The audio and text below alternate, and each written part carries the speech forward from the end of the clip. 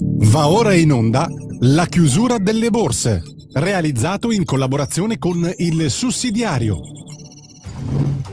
Radio Libertà, in collaborazione con il Sussidiario TV, presenta la chiusura delle borse di oggi.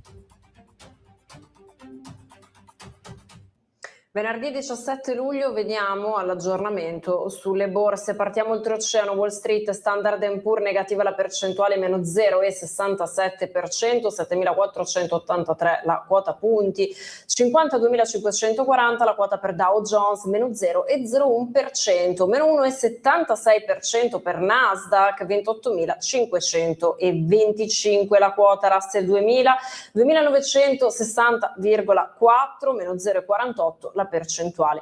Vediamo il VIX, l'indice della volatilità 17,9. Mi sposto a vedere il valutario dollaro 100,7, euro dollaro 1,14, sterlina dollaro 1,34. Materie prime, l'oro cresce 0,95%, 4.015 i dollari all'oncia, 80 i dollari al barile per il petrolio, anche in questo caso percentuale verde dell'1,07. Titoli di Stato, BTP Bund 83,230. Vediamo le cripto, partiamo dai bitcoin, 63.190 dollari, 1.819 sono i dollari per Ethereum. 17:31 concluse quindi le contrattazioni da un minuto spaccato in Piazza Affari, chiude così questo venerdì 17 luglio. L'indice di Casa Nostra chiude con un meno 0,90%, una quota punti di 51.903.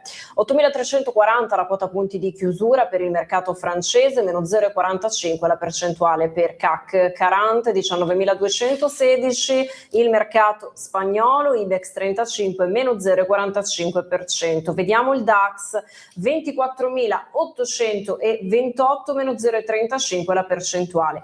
0,12% l'unica percentuale in verde di quelle che vi racconto per l'Eurozona per il mercato inglese, UK 100 10.584.